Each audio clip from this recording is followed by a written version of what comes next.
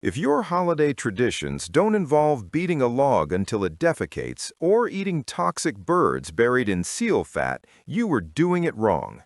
History's version of Christmas is a chaotic nightmare of radioactive decorations, gluttonous kings, and home-invading skeletons. We are diving into the 15 weirdest, dumbest, and most dangerous festive facts that will permanently ruin your view of the holidays. Let's get weird. Number 1. The Catalan cagatio, beating the pooping log. If you think finding a lump of coal is harsh, you have clearly never spent the holidays in Catalonia, where the most beloved festive icon is literally a pooping log. Known as Tio de Nadal, this tradition involves taking a hollow log, painting a smiling face on it, and giving it little stick legs. For weeks leading up to Christmas Eve, children keep the log warm under a blanket and feed it nuts and dried fruit to fatten it up. Then the love turns to violence. The kids grab heavy sticks and savagely beat the log while singing a traditional song that explicitly commands it to defecate presents. If the log doesn't poop out enough candies or nougat, the lyrics threaten to hit it even harder. It is the only holiday tradition on Earth that successfully combines animal husbandry, domestic violence, and digestion into one heartwarming family event. Number 2. The Mari Lwyd, the horse skull rap battle. The Welsh have a Christmas tradition that is undeniably cooler and infinitely more terrifying than standard caroling, known as the Mari Lwyd. Instead of cute kids singing songs, a group of villagers finds a real horse skull mounted on a wooden pole and attaches a white sheet to hide the person holding it. They often rigged the jaw with a spring so it could snap shut with a loud crack, creating a skeletal nightmare puppet. This squad would walk through the dark streets, knock on someone's door, and challenge the homeowner to a battle of wits called a punko. This is essentially a medieval rap battle where the horse skull insults you in rhyme and you have to rhyme back an insult or an excuse. If you lose the rap battle to the dead horse, you have to let the creature and its entourage into your house to eat your food and drink your beer. It is effectively a home invasion, but with more poetry and skeletons. Number 3. Asbestos snow, the toxic white Christmas. We all dream of a white Christmas, but in the early 20th century, that magical winter aesthetic came with a severe side of terminal lung disease. People were obsessed with bringing snow inside their houses, and manufacturers sold artificial snow under names like white magic. The problem was that this fluffy white powder was made of 100% industrial-grade asbestos. It was marketed as fireproof and safe, so families happily sprinkled pure carcinogens all over their Christmas trees, wreaths, and living rooms, effectively hotboxing their children with hazardous materials. Even that famous scene in The Wizard of Oz, where Dorothy falls asleep in a poppy field, that was chrysotile asbestos fibers raining down on the cast. Number 5. Flying reindeer, the psychedelic urine. Have you ever wondered why Santa's reindeer can fly? The answer might not be magic, but rather a massive dose of hallucinogenic drugs. In the Arctic Circle, the indigenous Sami people noticed that local reindeer had a specific dietary obsession with Amanita muscaria, those iconic, incredibly toxic and psychoactive red and white toadstools. The reindeer's digestive system filtered out the deadly toxins while keeping the psychoactive chemicals intact in their urine. So the shamans would collect the yellow snow or catch the reindeer pee and drink it to go on a spiritual journey. Under the influence of this recycled psychedelic cocktail, they often reported the sensation of flying or their souls leaving their bodies, giving birth to the legend of the flying sleigh. Number 5. Japan's KFC tradition, the Great Lie. In most parts of the world, Christmas dinner involves a turkey or ham, but in Japan, the traditional Christmas Eve meal is a greasy bucket of Kentucky Fried Chicken. This unique tradition started in 1974 thanks to a brilliantly deceptive marketing campaign called Kentucky for Christmas. The manager of the first KFC in Japan heard foreigners looking for turkey, and realizing it was impossible to find, he simply lied to the Japanese public. He told them that fried chicken was the standard American Christmas dinner. It was a complete fabrication, but it worked perfectly. Today, for millions of people, nothing says the birth of Jesus quite like secret herbs and spices. Number 6.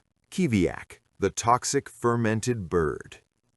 If you have a weak stomach, skip this one, because the Greenlandic Inuit tradition of kiviak makes fruitcake look like a Michelin star dessert. This winter delicacy is reserved for festive occasions like Christmas, and the recipe reads like a horror movie script. To make it, you take a seal skin and stuff it with about 500 little seabirds called auks. You do not clean the birds, you do not pluck the feathers, you certainly do not remove the beaks or feet. You sew the seal skin shut and bury this massive meat sack under a heavy rock for several months to let it ferment into a soft, decomposed mush.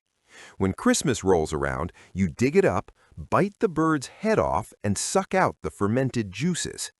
Number 7. Lead tinsel, the neurotoxin decorations.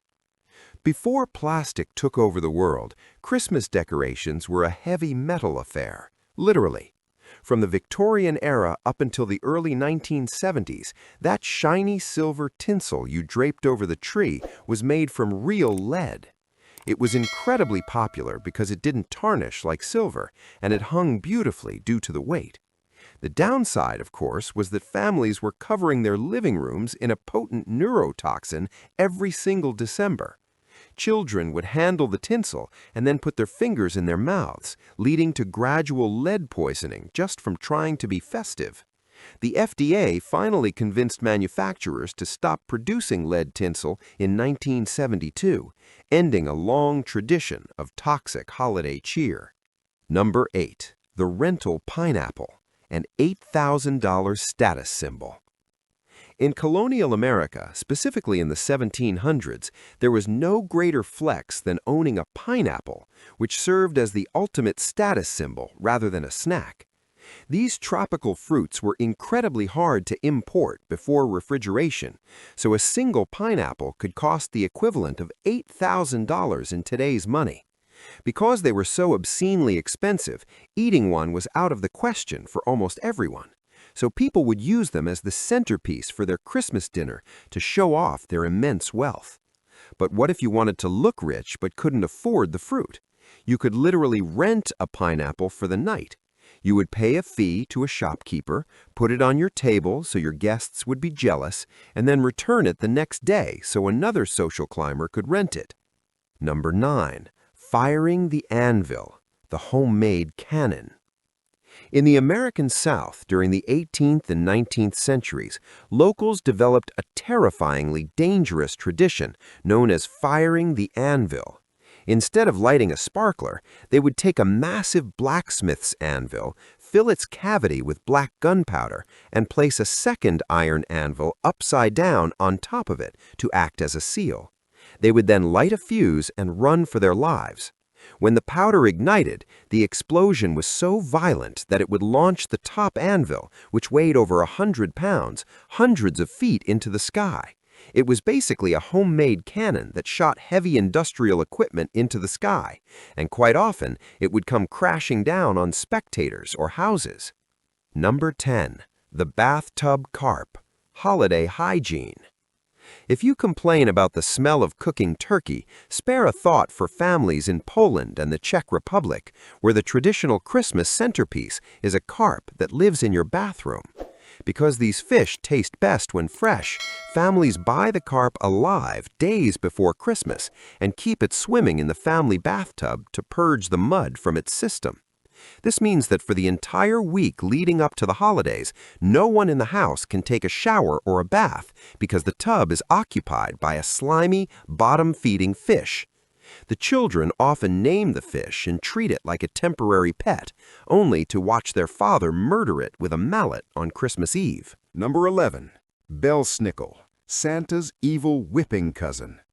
Before the Pennsylvania Dutch adopted the friendly image of Santa Claus, they had Belsnickel, who was essentially Santa's evil bipolar cousin. Dressed in dirty furs and tattered clothes, Belsnickel didn't come down the chimney. He tapped on the windows with a stick to scare the living daylights out of the children inside. Once he entered the house, he would quiz the kids on their behavior. If they had been bad, he didn't just give them coal, he physically whipped them with a switch he carried in his hand. The psychological warfare didn't stop there. He would then throw candy on the floor, and if the children dove for it too eagerly, he would whip them again for being greedy. Number 12. Christmas crackers, fueled by explosives. We all know Christmas crackers as those cardboard tubes that make a small pop and contain a terrible joke in a paper hat. But their invention was literally fueled by explosives. In the 1840s, a London confectioner named Tom Smith decided the sweets he sold needed an element of danger. So he added a friction strip containing silver fulminate, a legitimate explosive compound. When he launched his Bangs of Expectation, they were an instant hit because Victorian children apparently loved anything that sounded like a gunshot at the dinner table. It turns out that the only thing missing from the holiday dinner was a chemically induced explosion to startle Grandma. Number 13. Scotland's ban, the 400-year Christmas cancellation. You might think the Grinch hated Christmas, but he has nothing on the country of Scotland, which effectively banned the holiday for nearly 4 centuries. Following the Protestant Reformation in 1560, the Scottish Kirk decided that Christmas was too Catholic and too fun, so they legally cancelled it. It wasn't just frowned upon, it was a criminal offense to be seen celebrating. If you were caught baking a festive mince pie, you could be threatened with imprisonment. For hundreds of years, December 25th was just a normal working day. Amazingly, Christmas did not become a designated public holiday in Scotland again until 1958. Number 14. King Arthur, the starving dinner party. If you think your relatives are difficult to please at holiday dinners, be glad you aren't dining with the legendary King Arthur. According to Sir Thomas Malory's Le Morte d'Arthur, the king had a bizarre and incredibly annoying Christmas vow.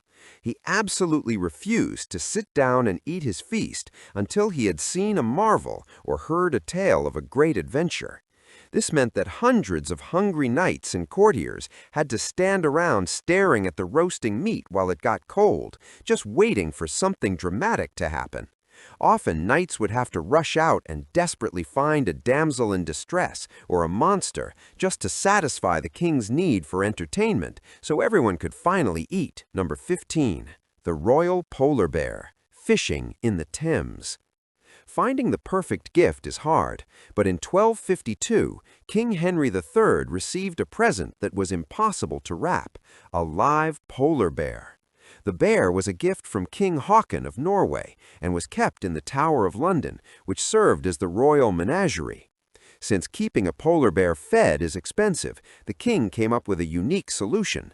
He ordered a long, heavy iron chain to be attached to the bear's neck and allowed the animal to swim in the River Thames to catch its own fish. Londoners would gather on the banks to watch a literal polar bear paddling around the dirty river in the middle of the city, turning the Thames into the most dangerous swimming pool in medieval Europe. We just proved that our ancestors were completely insane, but I guarantee we missed something. I want you to expose your own culture in the comments. What is the single weirdest or most embarrassing holiday tradition from your country that deserves to be number 16?